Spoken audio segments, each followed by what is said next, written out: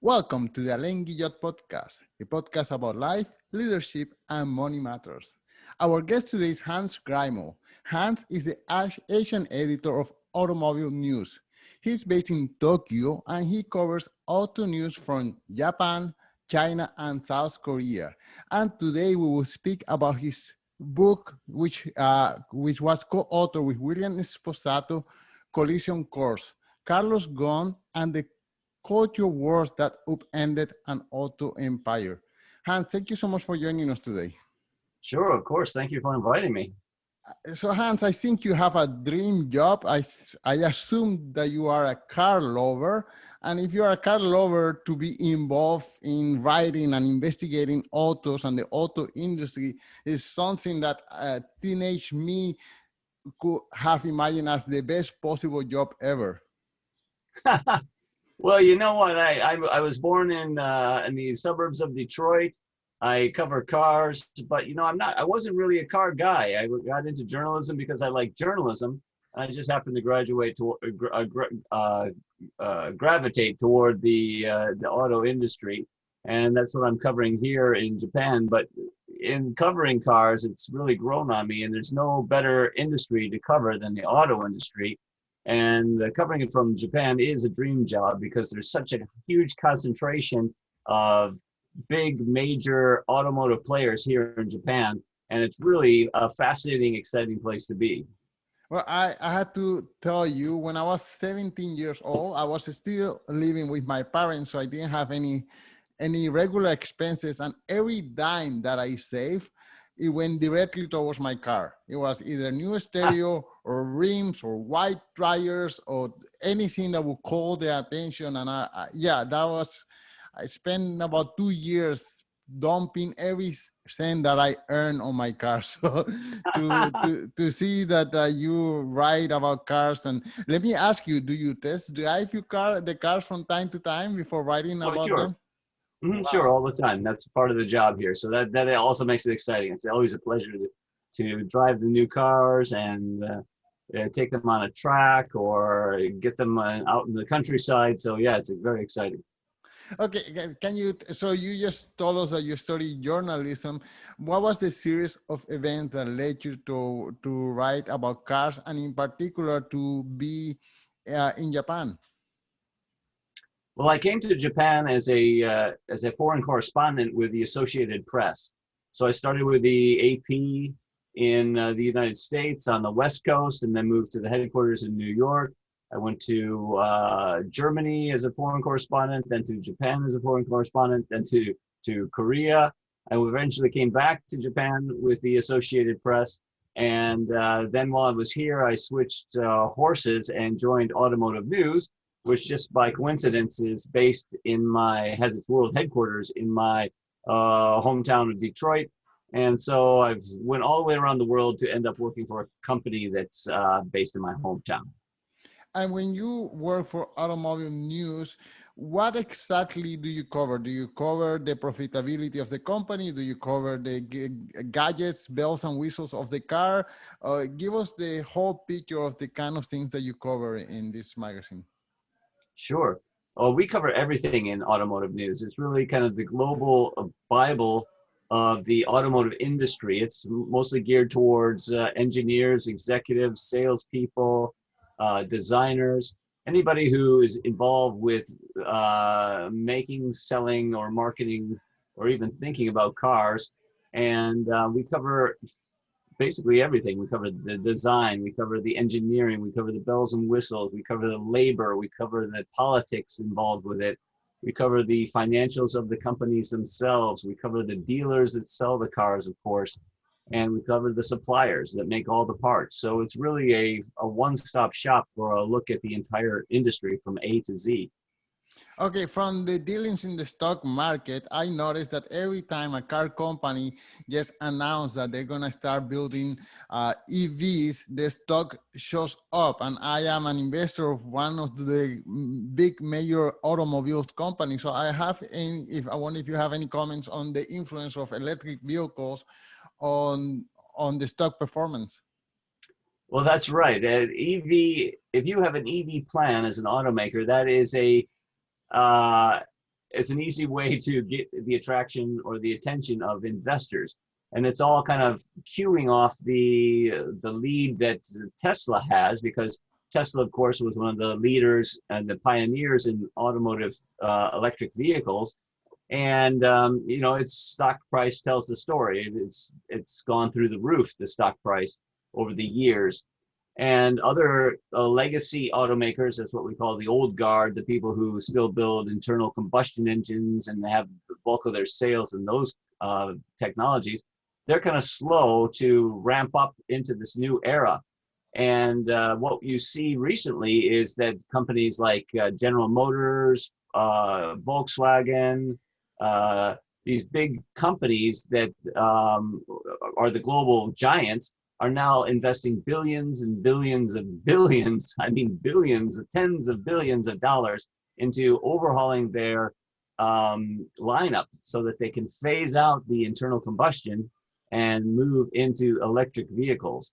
And that is what investors, I think, are looking for. It's a big gamble because the technology is not really ready yet, the infrastructure is not there yet, and the demand is also not there yet. So it's a big gamble for them to invest so much money into this really new technology. So investors are playing a game here with where the best bet should be, but that seems to be the movement of the industry, and that's what investors are reacting to. And how much of a lead Tesla has? Are the other competitors, let's say General Motors and Volkswagen, are they catching up technologically, or is the lead so big that it justifies such a huge difference on the price earning of Tesla versus, I don't know, General Motors? I mean, the price earning of Tesla is maybe in the thousands. I forgot the last time. And Yeah. while General Motors is, I think, is 8 or 9.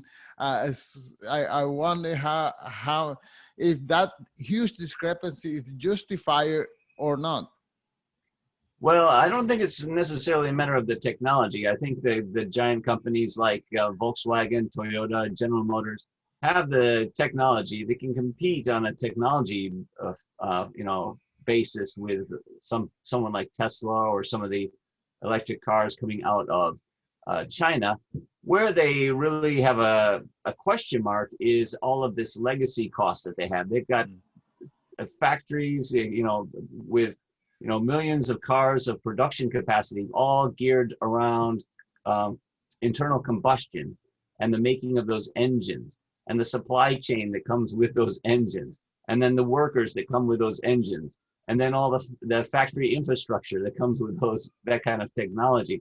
So that is all a overhanging like legacy cost that they have to deal with in order to make this transition. They're not starting up from scratch, building one electric vehicle factory, finding the exact suppliers that just build into that one technology. They have to invest in that new technology and then somehow deal with the cost of all the old technologies that are still saddled with.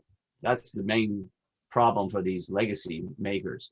Okay, so the formula of success for success to catch up with Tesla is actually not to have better technology because that is already accessible, but to get rid of all the old technology. And of course, some companies have announced that by, I don't know, 2030, they will get rid of all their fuel engine and then be all electric. Is that what is holding? I guess that's what's holding them back.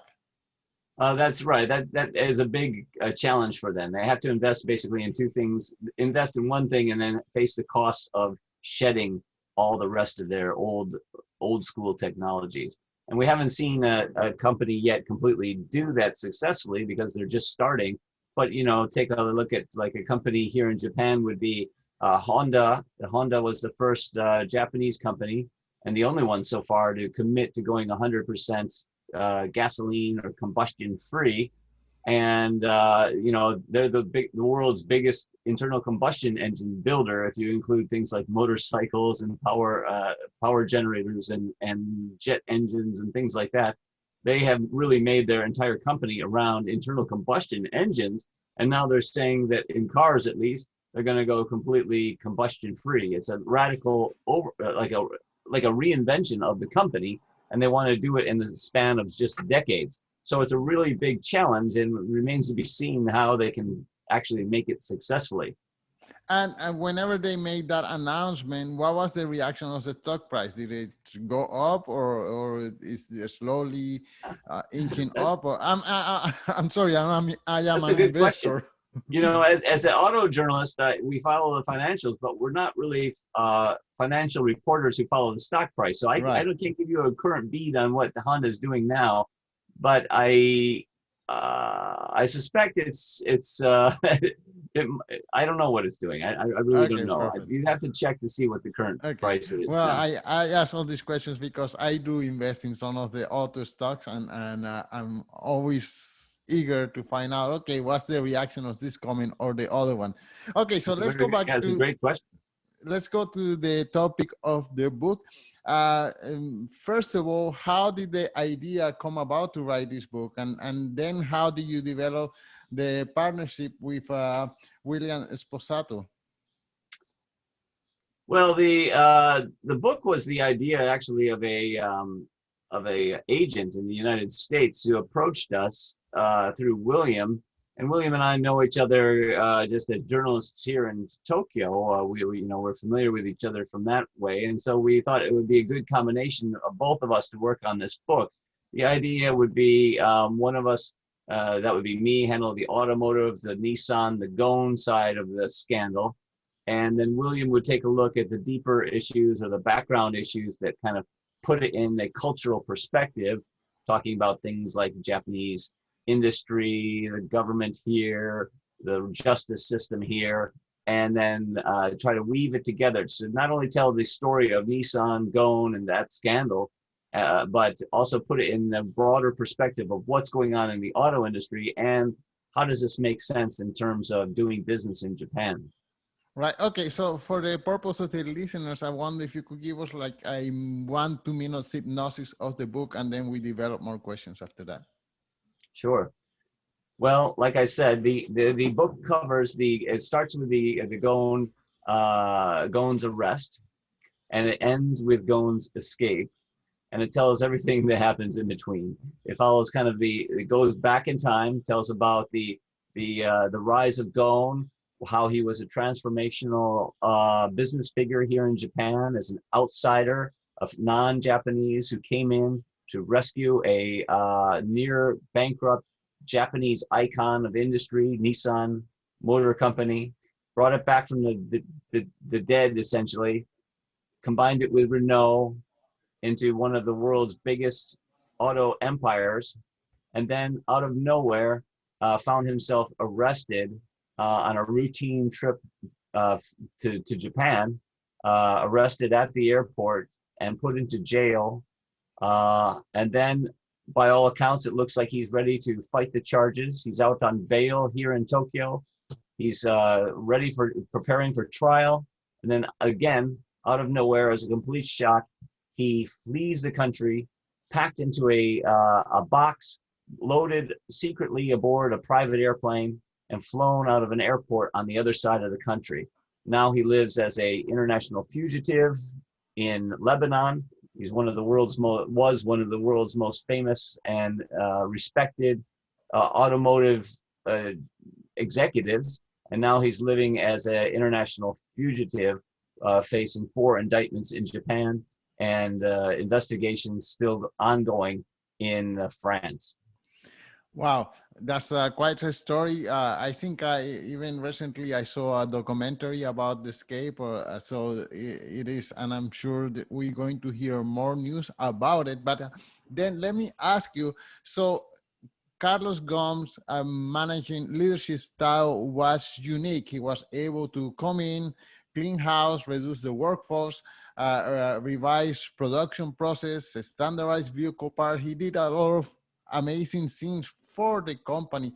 Where or how did he develop this unique leadership style that was different from everybody else? He was the code coder, the fixer. You know, he differentiated himself from the others. Right. Well, when he arrived in 1999, Nissan was a company in dire straits, and they were desperate to be fixed. And the Japanese themselves were having trouble doing it. And they maybe Ghosn's part of Ghosn's magic was that he had this charisma and this drive that allowed him as a foreigner to do it. It was the implement a lot of reforms that probably the Japanese couldn't bring themselves to do themselves. So it really required an outsider to come in and break some taboos and to move things along. And that's where Ghosn fit in. Move fast forward then through his career, he was kind of a visionary for a lot of different automotive trends that are still playing out. He was an early believer in scale, the importance of having giant, massive scale, which is crucial to our industry to drive down costs. You know, you need the economies of scale to improve costs, and that was one of the driving impetuses for the alliance in the first place, bringing first Renault and Nissan together, then basically cobbling on as many different partners as possible. He had Automotive from Russia. He brought in Daimler as a kind of a partner at one point. And of course, the final piece of the puzzle was bringing in Mitsubishi, the other Japanese automaker, the other giant Japanese automaker. And after bringing in Mitsubishi, he created this giant auto empire that by 2017 was making more than 10 million vehicles a year and making it the biggest auto group on the planet. He was also a visionary in terms of electric vehicles and also an early believer in autonomous vehicles. So he saw these trends long before anybody else did, and at least saw marketing potential or potential to bring these out to the market and actually make them a reality. Okay, on the part of the electric vehicles, he created the Nissan Leaf, which I have driven a few of them here in Montreal, and I like them. But he was already producing twice as many Nissan Leaf as Tesla. I wonder how come we don't hear about Carlos Ghosn, the pioneer of electric vehicles, for example, instead of Elon Musk. Well, that's a good question, and that's part of the critique of Carlos Ghosn that especially came out after his arrest. But there was, there was ample room to critique him, and there were plenty of critics of him as well at the tail end of his career in the later years. And part of the problem was that in his quest to expand, critics will say that he expanded too much too quickly and didn't invest enough in the core products.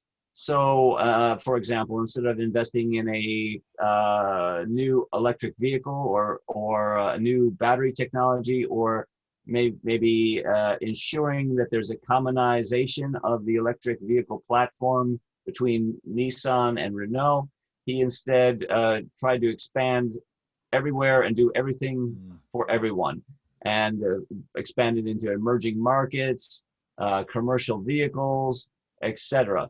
And this kind of spread the company too thin, and it wasn't able to keep the investments into new products that were needed. So that even electric vehicles were shortchanged essentially. But it wasn't just electric vehicles; it was even core vehicles, like some of the best-selling vehicles that you'd see in the United States that with the gasoline engines. Those too were getting really long life cycles and not re-engineered or redesigned as often as they needed to be. So that's one reason. Even though Nissan got an early start in electric vehicles, today its electric vehicle plan looks pretty lean, and it still has only essentially that one electric vehicle, the Leaf.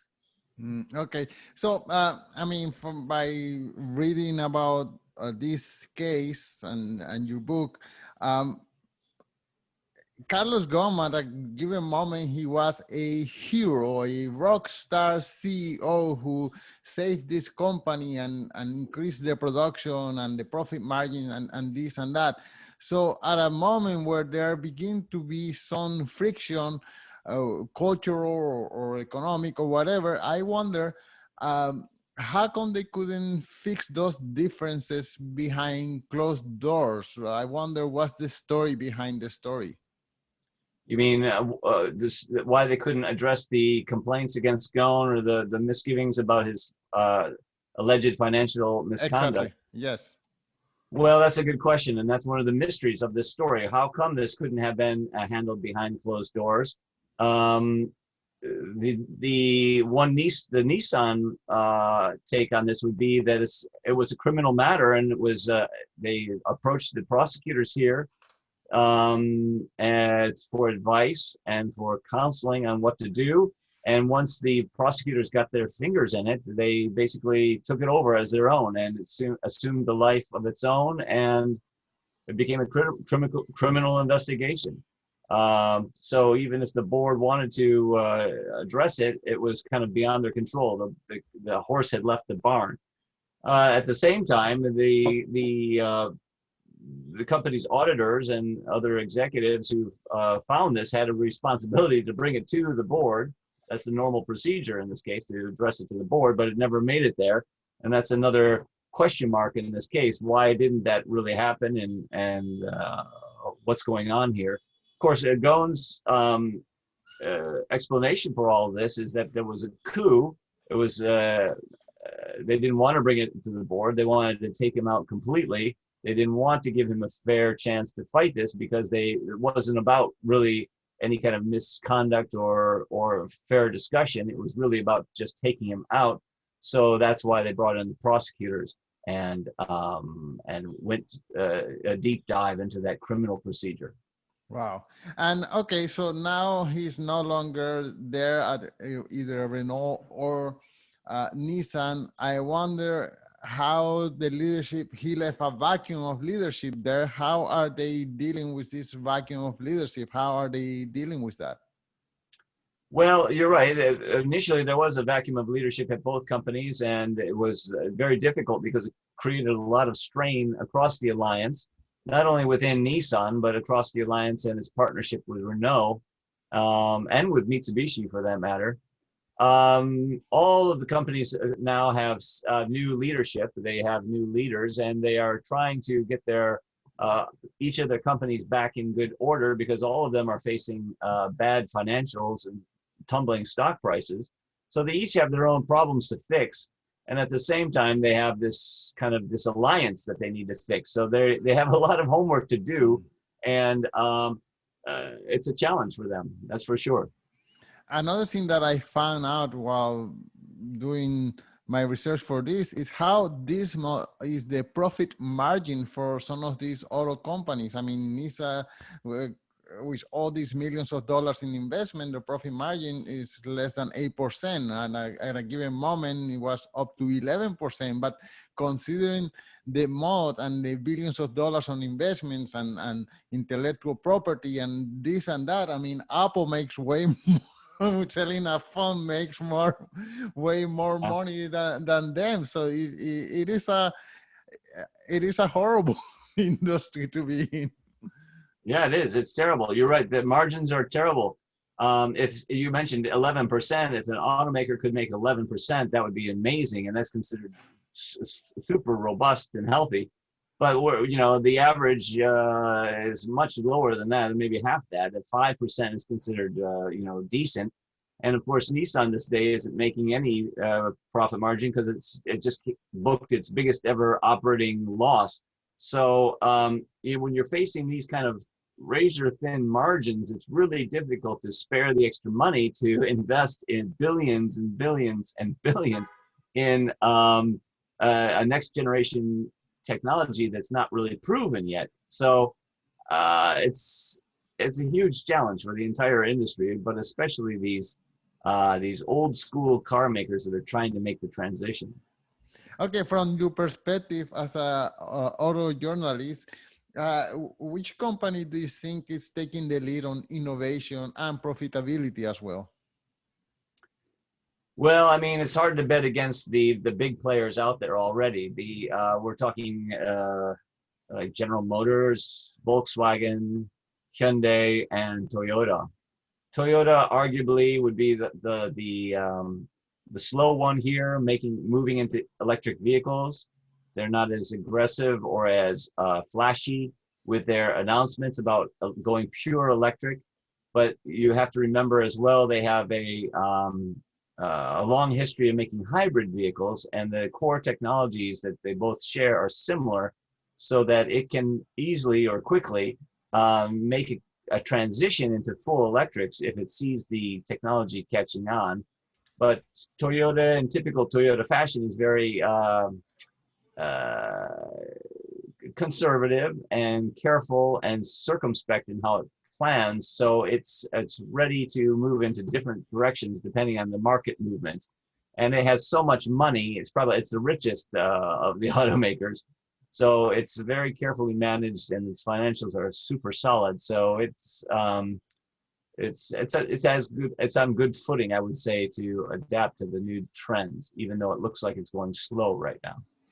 And what's your opinion about the whole bunch of new companies that are having high valuations and not even production? Like I'm not talking about Lordstown or Lucent Automobiles. All these companies are just like nice business plan, but they haven't produced any cars yet. Yet their valuations are sky high.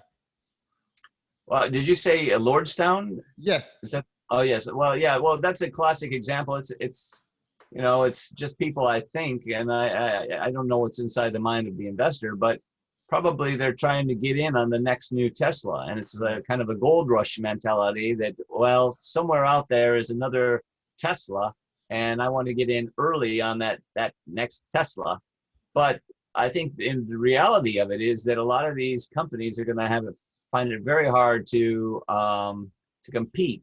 Why is that? Because there's only so much room for new electric vehicle makers, I believe. It's very capital intensive, very technology intensive, and it's very difficult to ramp that up from nothing. You really need the support of billions and billions of dollars, and you need some expertise that goes with it. And Tesla has an early lead. Remember, they've been at this for a long time. And Tesla seems like a new company, but it's not that new, really. It's been going for quite a while now.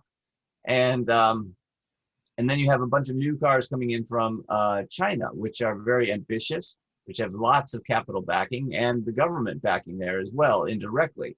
So you're going to see these new startups kind of getting pinched between these successful new startups like Tesla and maybe some Chinese companies, and then getting pinched by the old guard automakers making a rush to catch up with their billions and billions of dollars. So I think that there's going to be a shakeout, no doubt, in the industry, and then it's a matter of trying to pick the winners and shed the losers, and that's where the tricky part comes in. Well, you're constantly writing about cars. The last question is, which car is exciting you the most right now? Right now, let's see. Well, I'm in Japan, so let's talk about some of the upcoming Japan cars. Well, you're going to have as early as I believe it's next year, you're going to have a couple of cool cars from Japan. One will be the electric crossover from Toyota. And maybe by the end of this year or early next year, you're going to have a new electric crossover from Nissan, and that's going to be called the Nissan Ariya.